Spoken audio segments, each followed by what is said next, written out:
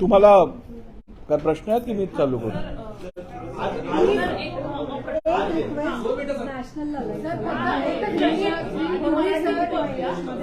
आपण आला होता सुप्रीम कोर्टाने निकाल देऊन आता साधारण 1 आठवडा होत आहे. आज तुम्ही देखील अधिकाऱ्यांबरोबर एक प्राथमिक बैठक घेतलेली आहे. काय पुढे अध्यक्ष म्हणून आपण पुढे कशा पद्धतीने जाणार आहात? मान्य सर्वोच्च न्यायालयाने ह्या ज्या याचिकावर सुनावणी पूर्ण झालेली आणि निकाल ज्याची सर्वजण वाट पाहत होते तो निकाल आता दिलेला आहे. आणि मी सर्वप्रथम सर्वोच्च न्यायालयाचं अभिनंदन करू इच्छितो की त्यांनी संविधानिक शिस्त कायम ठेवत हा निर्णय दिलेला आहे. आपल्या सर्वांना माहीत आहे की भारताच्या संविधानामध्ये कार्यकारी मंडळ म्हणजेच एक्झिक्युटिव्ह, लेजिस्लेचर म्हणजेच विधिमंडळ आणि न्यायमंडळ म्हणजे ज्युडिशरी या तिघांनाही आपापल्या कार्यक्षेत्रात राहून आपापल्या दिलेल्या जबाबदाऱ्या पार पडण्याची मॅन्डेट हे संविधानाने दिलेलं आहे. आणि त्याचा आदर राखत अध्यक्षांचा अधिकार हे अबाधित ठेवत या याचिकांविषयीचा निर्णय घ्यायच्या संदर्भातले अधिकार हे संपूर्णपणे अध्यक्षांचेच आहेत. ह्याला शिक्कामोर्तब करत सुप्रीम कोर्टने हा जो निर्णय घेतलेला आहे त्याचं मी स्वागत करतो. नंबर 2, हा निर्णय घेतल्यानंतर अध्यक्षांवर जी जबाबदारी आहे ती जबाबदारी पार पाडत असताना विधानसभा अध्यक्ष म्हणून मी ह्या याचिका ठरवण्यात कोणताही विलंब किंवा उशीर कारणाशिवाय उशीर लावणार नाही. असं सांगत असताना लवकरात लवकर आपण ह्या याचिकांवरती निर्णय घेऊ. परंतु लवकरात लवकर निर्णय घेत असताना कुठच्याही प्रकारची घाईही आपण करणार नाही हे पण मी स्पष्टपणे नमूद करू इच्छितो. आपल्या सर्वांना माहीत आहे सर्वोच्च न्यायालयाने जो निकाल दिला आहे त्यात नेमकी 2022 जून जुलैमध्ये राजकीय पक्ष हा कोणता गट रिप्रेझेंट करत होता, राजकीय पक्ष हा नेमका कोणता गट होता या संदर्भातला सर्वप्रथम निर्णय घेण्यास सांगितलेला आहे. आणि राजकीय गट कोणता आहे हे निश्चित केल्यानंतर त्या राजकीय गटाची भूमिका काय होती, त्यांची इच्छा काय होती, प्रतोद कोणी व्हावं, गटनेता कोणी व्हावं या संदर्भातला आपण जो निर्णय आहे त्याला रेकग्निशन देऊ. आणि ते झाल्यानंतर प्रत्येक याचिकेवरती आपण सुनावणी घेऊ. माझ्याकडे जवळजवळ 5 प्रामुख्याने याचिका सादर झालेल्या आहेत. या 5 याचिकांमध्ये जवळजवळ 54 आमदारांवरती या याचिकात त्यांना पार्टी केलं गेलं आहे. त्याचप्रमाणे या याचिकांवरती सुनावणी घेत असताना आपल्याला नैसर्गिक न्याय प्रिन्सिपल्स ऑफ नॅचरल जस्टिसचं संपूर्णपणे पालन करायला लागणार आहे. हे करत असताना आपल्याला सीपीसीच्या ज्या प्रोव्हिजन्स आहेत त्या सगळ्या लागू करायला लागणार आहेत. आणि त्यामुळे ही संपूर्ण प्रक्रिया कंप्लीट केल्यानंतर पूर्ण केल्यानंतरच आपण या संदर्भातला पूर्ण निर्णय देऊ शकू. पण काय शिवसेनेने एक निवेदन दिलेलं आहे, त्यांनी सुप्रीम कोर्टाची प्रत दिलेली आहे. त्यांचं म्हणणं की मणिपूरच्या प्रकरणात पण 90 दिवस जे आहे त्या 90 दिवसामध्ये प्रकरण ठरवलं होतं. आपल्याला एकदा शिवसेनेचं हे निवेदन आलंय का आणि आपण त्यावर काय? आतापर्यंत माझ्याकडे कोणतंही निवेदन आलेलं नाहीये. परंतु मी आपल्याला सांगू इच्छितो की रिझनेबल टाइम हा प्रत्येक केससाठी वेगळा असतो. प्रत्येक केसच्या फॅक्ट्सवरती हा निर्णय रिझनेबल टाइमचं डेफिनेशन होतं. त्यामुळे जो नियम एका केससाठी रिझनेबल असेल तोच वेळ दुसऱ्या केससाठी रिझनेबल आहे की नाही हे खरं तर एक डिबेटेबल प्रश्न आहे. आणि त्यामुळे आपल्याला सांगितल्याप्रमाणे या निर्णय घेताना आपण कुठच्याही प्रकारची दिरंगाई उशीर करणार नाही आहोत, पण घाई करणार नाही आहोत. कारण यातून मिसकॅरेज ऑफ जस्टिस जर झालं तर त्याचे परिणाम संसदीय लोकशाहीसाठी हे अत्यंत घातक होतील. त्यामुळे ही जबाबदारी लक्षात घेऊन आपल्याला संपूर्ण प्रोसिजर रूल्सचं पालन करूनच निर्णय घ्यायला लागेल. तुम्ही आजच्या या बैठकीमध्ये काय टाइम फ्रेम ठरवलाय का सर? एक मिनिट आजच्या बैठकीमध्ये काय टाइम फ्रेम ठरवलाय का तुम्ही? असणार आहे नाही, कारण मी आपण आज- जर आपण बघितलं तर तो वर्षभर असेल तर लगेच निवडणुका लागू शकते. नाही बघा, रिझनेबल टाइम म्हणजे ही सगळी प्रक्रिया पूर्ण करण्यासाठी जेवढा वेळ लागतो तो रिझनेबल टाइम असेल. आता राजकीय पक्ष नेमका कोण आहे हे ठरवण्यासाठी इलेक्शन कमिशनला 3-6 महिने लागलेच. हा पिटिशनचा निर्णय द्यायला पण कोर्टाला 10 महिने लागलेत. आपण त्यावेळेला असं म्हणालो नाहीत की घाई करून निर्णय द्या 2 महिन्यात. त्यामुळे मी आपल्याला आश्वासित करू इच्छितो की हा निर्णय मी लवकरात लवकर घेईन, परंतु हा निर्णय घेताना संविधानात दिलेल्या प्रत्येक तरतुदी, त्याचप्रमाणे disqualification of members on the ground of defection rules, यात दिलेल्या सगळ्या प्रोव्हिजन्स आणि सुप्रीम कोर्टाने दिलेल्या गाईडलाईन्स, या सगळ्यांचा वापर करून विचार करून यांच्या आधारावरतीच आपण पुढचा निर्णय घेऊ. हा निर्णय संपूर्ण सांगायची गरजही नाही. हा पूर्ण निर्णय जो आहे तो संपूर्णपणे इम्पार्शियल निर्णय असेल, निपक्ष असा निर्णय असेल. त्यामुळे या संदर्भातली चिंता कोणीही मनात बाळगू नये. जो निर्णय येईल तो नियमानुसार आणि घटनेनुसारच असेल. बिहार राज्यामध्ये असाच निर्णय देण्यात आला होता आणि निवडणुकीच्या जवळपास 2 महिने आधीच डिस्क्वालिफिकेशन करण्यात आला होता. बिहार राज्याची स्टडी करून तसाच निर्णय आपण पण करणार आहे की निवडणुकीच्या जवळच आपण डिस्क्वालिफिकेशन करणार? नाही, तर मला वाटतं अशा प्रश्नाचं काय उत्तर देणार. मी तुम्हाला आत्ताच सांगितलं की जेवढा वेळ कमीत कमी वेळ लागेल तेवढ्या वेळात आपण निर्णय देऊ. आता जर ह्याच्यात राजकीय हेतू आरोप करायचे असतील तर त्याला काय मी थांबवू शकत नाही, पण मी माझी भूमिका आपल्यासमोर स्पष्ट केलेली आहे. सर, याआधी इतिहासामध्ये अरुण गुजराती जेव्हा विधानसभा अध्यक्ष होते तेव्हा त्यांनी काही आमदारांचं डिस्क्वालिफिकेशन अपात्रतेचा निर्णय आधी घेतला होता. त्याचा कितपत आपल्याला यासाठी रेफरन्ससाठी होईल आणि तेव्हाच्या नाही काळात बघा, अपात्रते संदर्भातला निकाल जो असतो, निर्णय जो असतो, तो केस टू केस फॅक्ट्सवरती अवलंबून असतो. त्या याचिकांमध्ये केलेले जे आरोप होते त्यात तथ्य किती होतं हे मला कल्पना नाही. तसंच या याचिकांमधले केलेले आरोप हे शेड्यूल 10 सूची 10 मधील पॅराग्राफ 2 मध्ये दिलेल्या निकषात बसतात का, ह्याला आपल्याला तपासून बघायला लागेल. आणि ते सगळं करण्याआधी आपल्याला माहित आहे मूळ मुद्दा कुठे आहे. मूळ मुद्दा ह्याच्यात आहे की आता राजकीय पक्ष याला प्राधान्य द्यायचं आहे. आपल्याला राजकीय पक्षाची इच्छा काय होती, कोणी व्हिप बनावं, कोणी लीडर बनावं, या इच्छेचा विचार करूनच आपल्याला निर्णय द्यायचा आहे. त्यामुळे 2022 जुलैमध्ये राजकीय पक्ष नेमका कोणता गट रिप्रेझेंट करत होता इथून सुरुवात करायची आहे. यापूर्वी जे विधानसभेत मी घेतले असलेले निर्णय असतील अथवा माझ्या आधी पीठासीन अधिकाऱ्यांनी जे घेतलेले निर्णय असतील ते विधिमंडळातील बहुतांश आमदार बहुमतांनी जी निवड करत होते त्या व्यक्तीस आपण प्रतोदानी गटनेता म्हणून ओळखत होतो. परंतु आता कोर्टाने सांगितलं केवळ लेजिस्लेचर पार्टीची इच्छा नव्हे तर प्राधान्यक्रमावरती आपल्याला पॉलिटिकल पार्टीचा विचार काय होता ह्याचं मत घेऊनच निर्णय करायला लागेल. त्यामुळे पॉलिटिकल पार्टी ही जरी इलेक्शन कमिशन ऑफ इंडियाने आज ठरवली असेल की एकनाथ शिंदे साहेबांचा गट जो आहे तीच ओरिजिनल शिवसेना पॉलिटिकल पार्टी आहे, तो निर्णय हा प्रोस्पेक्टिव्ह आहे, तो रेट्रोस्पेक्टिव्ह नाहीये. आणि त्यामुळे जुलैमध्ये काय परिस्थिती होती ह्याचं आकलन आणि ह्याचा निर्णय हा अध्यक्षांनी घ्यायचा आहे असं सुप्रीम कोर्टाने नमूद केलेलं आहे. भरत गोगावले यांची व्हीप म्हणून जी निवड आहे तीच बेकायदा ठरवली आहे. म्हणजे सगळ्यात पहिल्यांदा व्हीप जो भरत गोगावले यांनी नेमली त्याच नेमणुकीला जर सुप्रीम कोर्टाने बेकायदेशीर ठरवलं आहे तिथंच कुठेतरी लाईन ड्रॉ करण्यात आलेली आहे की गट कोणता असणार, राजकीय पक्ष कोणता असणार. हे 141 पानांची जजमेंट आहे जी मी संपूर्णपणे वाचलेली आहे. आणि हा जो मिसकन्सेप्शन आहे किंवा गैरसमज आहे तो दूर करणं मला वाटतं अत्यंत आवश्यक आहे.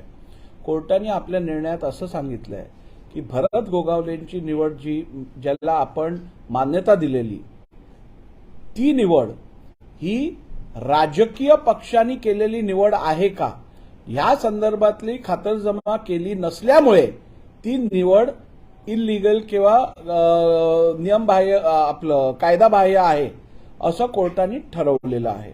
परंतु जर का आपण पूर्ण इन्क्वायरी करून ह्या निकषावरती आलो की राजकीय पक्ष यांची निवड भरत गोगावलेच होती, तर मग भरत गोगावलेना परत रिइन्स्टेट करण्यापासून कोर्टाने आपल्यावर कुठचंही बंधन टाकलेलं नाहीये. कोर्टाने केवळ एवढंच सांगितलंय की राजकीय पक्ष, तत्कालीन राजकीय पक्ष कोणता होता ह्याचा तुम्ही अभ्यास करून ह्याच्यावरती निर्णय घ्या, आणि तो निर्णय घेतल्यानंतर त्या राजकीय पक्षांनी ज्या व्यक्तीला प्रतोद म्हणून नियुक्त केलं असेल त्याला रेकग्निशन द्या. त्यांनी असं मुळीच सांगितलं नाहीये की तुम्ही इन्क्वायरी केल्यानंतर तरीही जर भरत गोगावलेच त्या राजकीय पक्षाचे रिप्रेझेंटेटिव्ह किंवा नॉमिनी असतील तरीही त्यांना तुम्ही अपॉइंट करू नका असं म्हटलं नाहीये. त्यांनी म्हटलंय की आपण व्यवस्थित या संदर्भातली इन्क्वायरी करून पॉलिटिकल पार्टी कोणती आहे ह्याच्यावरती निर्णय पहिली घ्या, आणि त्या पॉलिटिकल पार्टीच्या डिझायर प्रमाणे, इच्छेनुसार आपण व्हिप रेकग्नाइज करा. सर, सर्वोच्च न्यायालयामध्ये जे अधिकार आहेत ते मोठ्या खंडपीठाकडे पाठवलेले आहेत, याचा तुमच्या निर्णयावर किंवा कालावधीवर काही परिणाम होईल का? नाही, काय प्रश्न आहे? रेबिया जे प्रकरण आहे त्याच्यातले नबम रेबियाचा जो प्रश्न आहे, नबम रेबियामध्ये या विषया जो लार्जर बेंचकडे रेफर केलेला प्रश्न आहे. नबम रेबिया केसमध्ये ज्या वेळेला पीठासीन अधिकाऱ्यांवरती अविश्वासाची नोटीस दिली जाते त्यावेळेला पीठासीन अधिकाऱ्याला अपात्रतेवरच्या याचिकेंवर निर्णय घेता येत नाही, असं जे रुलिंग होतं नबम रेबिया केसमध्ये ते रिफर केलं गेलं आहे लार्जर बेंचकडे. त्यामुळे ह्या विषयात डायरेक्ट काय त्याचा अडचण येणार नाही ही मॅटर ठरवण्यात किंवा निकालित काढण्यासाठी. सर्वोच्च न्यायालयामध्ये योग्य वेळेत निर्णय देणार, पण संजय राऊत दररोज तुमच्यावरती टीका करतायत. एकंदरीत आज त्यांचं म्हणणं होतं की पक्षांतर करणं हा राहुल नार्वेकरांचा छंद आहे. एकंदरीत आपण संवैधानिक पदावरती अशा प्रकारे नाही, मला वाटतं या विषयाचं आधीही बोललो आहे, तरी आपल्या परत एकदा सांगतो की विधानसभेच्या बाहेर नियमबाह्य, घटनाबाह्य वक्तव्यावरती मी लक्ष देत नाही, आणि अशा वक्तव्याला काडी मात्र किंमतही देत नाही. खरं तर असं अपेक्षित असतं की एखादी व्यक्ती जेव्हा संविधानिक जबाबदारी पार पाडत असते, पार्लमेंटचे मेंबर असतात, MP असतात, त्यावेळेला त्यांच्याकडनं संविधानाचा मान राखत जबाबदाररित्या, संविधानिकरित्या भाष्य करणं अपेक्षित असतं. ज्या वेळेला आपण भाष्य करत असतो आणि ते भाष्य आपण संविधानिक पदावर बसलेल्या व्यक्तीबद्दल करत असतो त्यावेळेला जबाबदारीपूर्वक वक्तव्य करणं हे अपेक्षित असतं. पण मला वाटतं अशी अपेक्षा काही लोकांकडनं ठेवणं व्यर्थ आहे, आणि त्यामुळे अशा लोकांना इग्नोर करणं किंवा त्यांनी दिलेल्या भाष्याला महत्व न देणं हे लोकशाही आणि आपल्या एकूण कॉन्स्टिट्युशनल फंक्शनिंगसाठी महत्वाचं उपयोगी पडेल. निवडणूक आयोगामध्ये मी आपल्याला सांगितल्याप्रमाणे कुठच्याही दबावाखाली येऊन कधीच काम केलेलं नाहीये आणि यापुढेही दबावाखाली येऊन काम करणार नाही. ज्या लोकांना असं वाटत असेल की अध्यक्षांवर वैयक्तिक टीका करून अथवा अध्यक्षांना धमक्या देऊन आपण त्यांच्याकडनं आपल्याला पाहिजे तसा निर्णय घेऊ, तर तसं वाटल्यानं ज्या लोकांना वाटतं त्यांना मी आपल्या मार्फत सांगू इच्छितो की ही त्यांच्या आयुष्यातली सर्वात मोठा गैरसमज असेल. अध्यक्ष कधीही दबावाखाली निर्णय घेणार नाहीत. निवडणूक आयोगामध्ये निकाल जरी एकनाथ शिंदे यांच्या बाबत पक्षाचा दिला असेल, परंतु सर्वोच्च न्यायालयामध्ये हा निकाल बाजू आहे की पक्ष कोणाचा. पक्ष काल ज्याप्रमाणे सुनावणी झाली त्याच्यामध्ये एक स्पष्ट करण्यात आलं होतं की उद्धव ठाकरे राजीनामा जर दिला नसेल तर त्यांना आम्ही परत मुख्यमंत्री करता आलं असतं. या माध्यमातून आणि व्हीप बाबतही त्यांनी हे केलं. या माध्यमातून जर सर्वोच्च न्यायालयाचं ते नोटीस निवडणूक आयोगाकडे दाखल केलं आणि त्यांनी म्हटलं आहे की तोच उद्धव ठाकरेंचा पक्ष आहे, तर त्यानंतर मात्र डिस्क्वालिफिकेशनच्या कारवाईवर काही प्रभाव पडेल असं वाटतं? नाही, डिस्क्वालिफिकेशनची कारवाई या संदर्भातले निर्णय हे अध्यक्षांनी घ्यायचे आहेत. एकूण राजकीय पक्ष कोणता होता त्यावेळेला हा पण निर्णय अध्यक्षांनीच घ्यायचा आहे. मी ह्याच्यातली तुम्हाला सिक्वेन्स सांगितलेला आहे की सर्वप्रथम राजकीय पक्ष त्यावेळेला कोण रिप्रेझेंट करत होतं यावरती मी निर्णय घेणार आहे.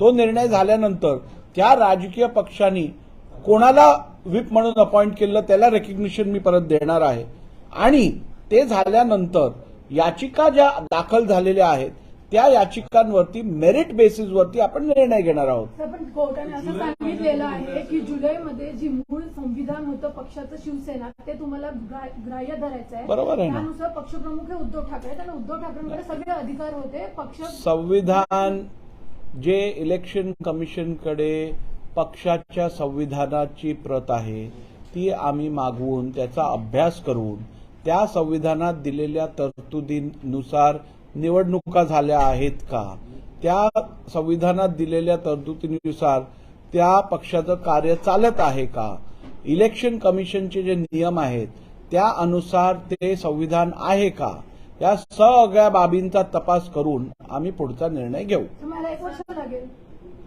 तुमच्याकडे काय वेळ स्पॅनचा नेमका काय अंदाज असेल, वेळपत्रिका तुम्ही द्या, त्याच्याप्रमाणे चालायचा प्रयत्न करू. नाही, नाही, प्रामुख्याने निकष विचारात घेतले जातात सर. पक्षाला मान्यता देताना नाही, निकष असे सुप्रीम कोर्टाने तर 3-4 निकष दिलेले आहेत की कॉन्स्टिट्यूशन पक्षाचं जे आहे त्याचा विचार करायला पाहिजे. त्यानंतर ऑर्गनायझेशनल स्ट्रक्चर जे आहे त्याची मेजॉरिटी कुठे आहे, कशी आहे, त्याचा विचार करायला पाहिजे. त्यानंतर निवडून आलेले सदस्य जे आहेत त्यांची मेजॉरिटी कुठे आणि कोणाबरोबर आहे ह्याचा विचार करायला पाहिजे. तर एकूण या सगळ्या आणि ह्या सगळ्या क्रायटेरिया जे आहेत ते प्रत्येक केससाठी वेगवेगळे अप्लाय होतात. आता इलेक्शन कमिशनने जो घेतलेला निर्णय आहे त्याचं पण आम्हाला एकूण बघायला लागेल कुठच्या बेसिसवरती घेतलेला आहे. पण हे सांगत असताना आपल्याला एवढंही सांगतो की इलेक्शन कमिशनचा निर्णय आणि आमचा निर्णय हा आम्हाला इंडिपेंडेंटली घ्यायचा आहे. आम्ही त्यांच्यावरती अवलंबून घेणार नाही निर्णय. सुप्रीम कोर्ट के वर्डिक्ट के बाद अब आप आए हैं, क्या कार्यवाही करेंगे? आज कुछ प्रोसीजर की है? देखिए, जैसे कि आप सभी लोग जानते हो, इन याचिकाओं के ऊपर सुनवाई हुई थी और जो निर्णय था उसकी अपेक्षा सभी कर रहे थे.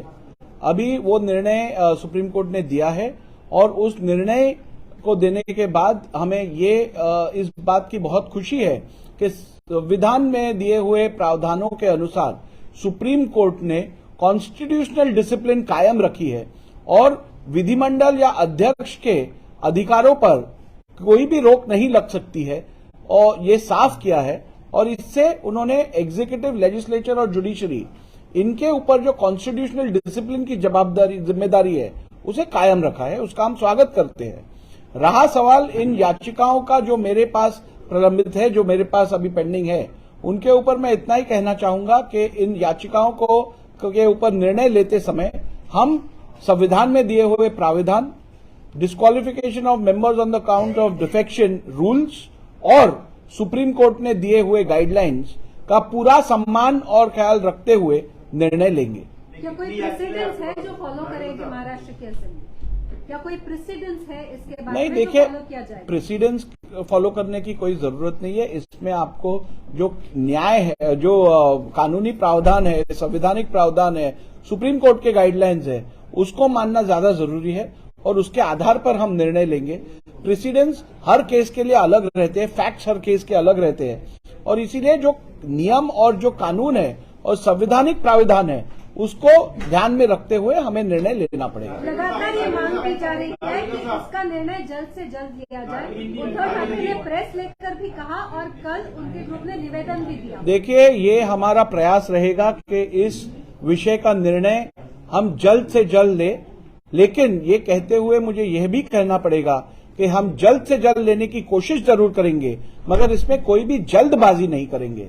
क्योंकि जैसे आप सभी लोग जानते हो, जूरिस्प्रूडेंस का कार्डिनल प्रिंसिपल है justice hurried is justice buried, justice delayed is justice denied. तो ना हम हरी करेंगे ना हम डिले करेंगे. सभी हमारे जो प्राविधान है, संवैधानिक प्रावधान है, उनके ऊपर ध्यान रखकर हमें निर्णय लेंगे. आप सब जानते हो, ये सर्वप्रथम तो हमें यह तय करना है कि राजकीय पक्ष कौन सा है, कौन सा गुट राजकीय पक्ष रिप्रेजेंट कर रहा था 2022 जुलाई में, और वो होने के बाद हमें यह तय करना पड़ेगा कि जो उस पक्ष की, राजकीय पक्ष की इच्छा थी उसके अनुसार व्हिप अपॉइंट किया गया है क्या, फिर उसे रिकॉग्नाइज करना पड़ेगा. और उसके बाद हमें हर एक पिटीशन के मेरिट्स में जाकर, हर एक पिटीशन का मेरिट देखकर हमें निर्णय लेना पड़ेगा. सीपीसी के सभी रूल्स इन पिटिशन को लागू होते हैं, एविडेंस लीड करेंगे, एविडेंस लीड करने की अपॉर्चुनिटी देनी पड़ेगी हमें। इसमें cross examination, examination in chief, verification, sub process follow करना पड़ेगा। तो इन सब प्रोसेस को फॉलो करके जल्दी से जल्दी, जितना जल्दी हो उतना जल्दी हम ये फैसला लेंगे, बिना कोई जल्दबाजी किए।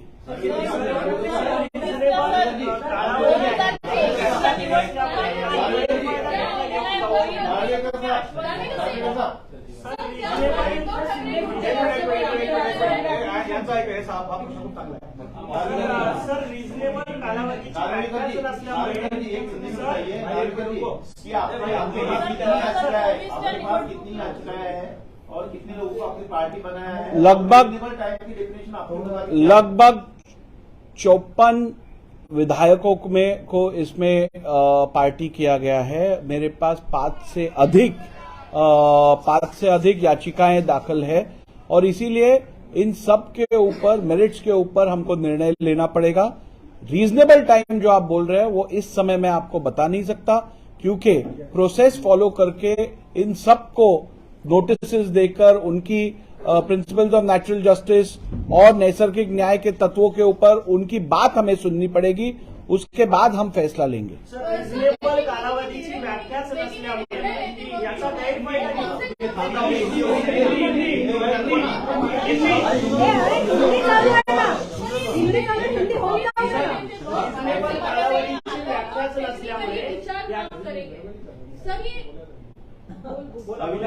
निर्णय लेते वक्त कौन से मुद्दों को टेक्निकली विचार करना काफी महत्वपूर्ण रहेगा? नहीं, मैंने अभी आपसे बताया प्रायोरिटी और या फिर सीक्वेंस कैसे रहेगा। पहले तो हमें पॉलिटिकल पार्टी कौन सी उस समय रिप्रेजेंट कर रही थी उसके बारे में निर्णय लेना पड़ेगा। उद्धव ठाकरे जी जो ग्रुप रिप्रेजेंट कर रहे हैं या एकनाथ शिंदे जी जो ग्रुप रिप्रेजेंट कर रहे हैं, उनमें से कौन सा ग्रुप अधिकृत पार्टी रिप्रेजेंट कर रहा था, उस विषय में हमको पहले निर्णय लेना पड़ेगा और उसके बाद हमें यह निर्णय लेना पड़ेगा कि उस पॉलिटिकल पार्टी का डिजायर कौन विप बने इसमें था, उनकी इच्छा क्या थी, किसको विप बनाना उनकी इच्छा थी, ये तय करना पड़ेगा। विप रिकॉग्नाइज करने के बाद हर याचिकाओं के ऊपर हमें निर्णय लेना पड़ेगा। ये निर्णय संविधान में दिए हुए सभी प्रावधानों को ध्यान में रखते हुए, उसके साथ ही disqualification of members on the grounds of defection rules जो है उसको ध्यान में रखते हुए और सुप्रीम कोर्ट की जो अभी गाइडलाइंस आई है उनका पूरा विचार करके ये निर्णय हम लेंगे। सीपीसी के सभी प्रोविजन इसमें एप्लीकेबल होंगे, जैसे मैंने अभी आपको बताया। सर, म्हणजे भरत गोगावले यांची नेमणूक करताना या सर्व गोष्टी आधी विचारात नव्हत्या घेतल्या, तेव्हा चूक झाली होती का?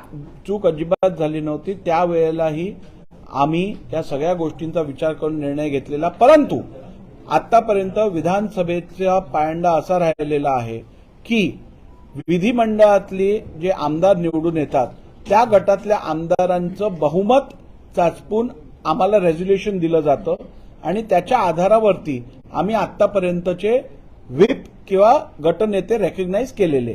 आणि हा केवळ शिवसेनेसाठी घेतलेला निर्णय नव्हे, तर महाराष्ट्र विधिमंडळातील जेवढे पक्ष आहेत त्या सगळ्या पक्षांचा व्हिप अपॉइंट करताना अथवा त्या सर्व पक्षांचा गटनेता अपॉइंट करताना हीच प्रोसेस फॉलो केली गेली होती। त्यामुळे त्यावेळेला घेतलेला मी निर्णय ह्या प्रोसेसला धरूनच होता, त्यात कोणताही बदल केला नव्हता। आता सुप्रीम कोर्टाने असं सांगितलंय की आपण हा निर्णय घेत असताना निश्चितपणे राजकीय पक्षाची इच्छा काय होती ह्याचा विचार पण करणं अत्यंत आवश्यक आहे आणि त्या विचारानुसारच आपण रेकग्निशन द्यावं आणि म्हणून आता आपण राजकीय पक्षासंदर्भातलाही निर्णय घेणार आहोत। उसके लिए क्या चुनाव आयोग से भी मदद मांगी जाएगी, आपने कहा संविधान मंगाया जाएगा, क्या क्या किया जाएगा? नहीं, अभी मैंने आपको बताया कि चुनाव आयोग से जो संविधान लॉन्च किया गया है पार्टी का, उसको भी हम स्टडी करेंगे, उसके ऊपर भी हम पूरा विचार करके निर्णय लेंगे। सर, फडणवीस म्हणाले की आघाडीचा पोपट मेला आणि राऊत म्हणतात की शिंदेचा मेला, तुमच्या दृष्टीने कोणाचा पोपट मेलाय? मेल्या मारल्याची भाषा मी करत नाही आणि ऐकत नाही। मग पोपट जिवंत आहे की मेलाय? रिजनेबल कालावधी ते तुम्ही जाऊन पक्षी झू मध्ये जाऊन बघा जिवंत मेल्या काय। 2024च्या निवडणुकीआधी तुम्ही हा निर्णय देणार आश्वासित करता का? मी हा निर्णय परत एकदा आपल्याला सांगतो, लवकरात लवकर देणार आहे, परंतु त्यात कोणतीही घाई करणार नाही, ज्यांनी करून मिसकॅरेज ऑफ जस्टिस होईल. आपल्यासाठी सर्वात महत्वाचं आहे भारताचं संविधान, आपल्यासाठी सर्वात महत्वाचं आहे भारतात असणारी लोकशाही, आणि लोकांचा विश्वास या लोकशाहीवर जर टिकवायचा असेल तर येणारे निर्णय हे नियमबाह्य नसायला पाहिजेत, घटनाबाह्य नसायला पाहिजेत, नियमानुसारच असायला पाहिजेत. सर, काल उपाध्यक्षांना निवेदन दिलं आहे शिवसेनेने, ते आपल्याकडे अजून आलेलं नाहीये किंवा त्याबाबत कारवाई होणार आहे की नाही? माझ्याकडे अजून कोणतंही निवेदन आलं नाहीये, पण जरी निवेदन आलं तरी मी आपल्याला सांगितल्यानुसार माझी भूमिका तीच राहणार आहे. मी विधानसभा अध्यक्ष म्हणून हे काम करत असताना, हा निर्णय घेत असताना निपक्षपणे आणि अगदी इम्पार्शली हा निर्णय घेईन एवढं मी आपल्याला आश्वासित करू इच्छितो. हे तर खरं सांगण्याचीही गरज नाही, परंतु आपल्या माध्यमातून महाराष्ट्रातल्या आणि देशातल्या सर्व नागरिकांना मी हे आश्वासित करतो, हा निर्णय नियमबाह्य नसेल, घटनाबाह्य नसेल आणि कुठचाही पक्षपात न करता हा निर्णय घेतला जाईल. जुलै महिन्याचा जो उल्लेख झाला सगळ्यामध्ये, त्या महिन्यामध्ये पार्टीतलं स्प्लिट ऑलमोस्ट क्लिअर असं दिसत होतं जुलै महिन्यापासून. त्यानंतर पुढे सगळे 77 घटक. मला असं विचारायचं की आता येणाऱ्या काळ तुम्ही जे अभ्यास करणार त्या सगळ्यावरती, तो त्या जुलै महिन्याच्या अलीकडच्या गोष्टींचं कन्सिडरेशन असेल की हा चांगला प्रश्न आहे आणि ह्याच्यावरती उत्तर देणंही आवश्यक आहे.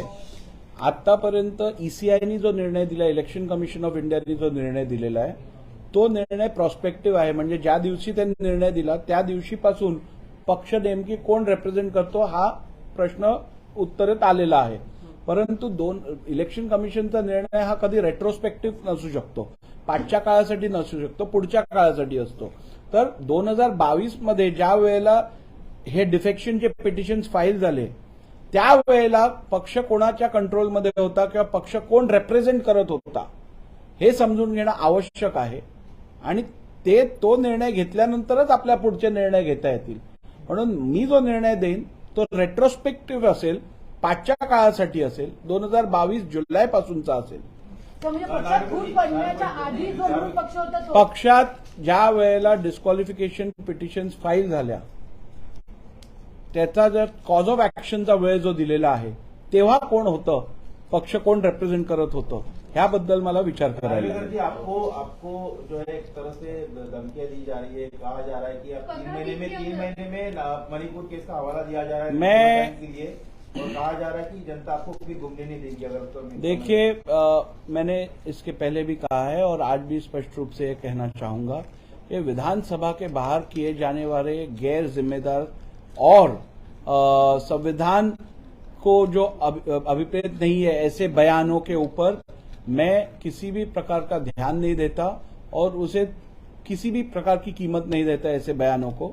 जिन लोगों को लगता है कि विधानसभा अध्यक्ष के ऊपर वैयक्तिक टिप्पणियां करके विधानसभा अध्यक्ष को धमकियां देकर उन पे दबाव डाला जा सकता है, तो मैं ये कहना चाहूंगा कि ऐसे दबाव के अंदर आकर मैं कभी काम नहीं करता हूं और ऐसे दबाव का मेरे ऊपर कोई परिणाम भी नहीं होता है। जो निर्णय मैं लूंगा वो संविधान में दिए हुए प्रावधानों के अनुसार, नियमों के अनुसार लूंगा।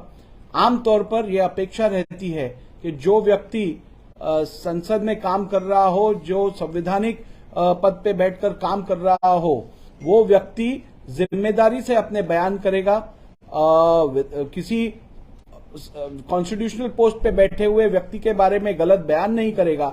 लेकिन मुझे लगता है ऐसी अपेक्षा कुछ लोगों से करना बेकार है और इसीलिए ऐसी अपेक्षा न करते हुए उन्होंने किए हुए बयान को नजरअंदाज करना ये लोकशाही और संविधान के सुरक्षा के लिए उत्तम रहेगा।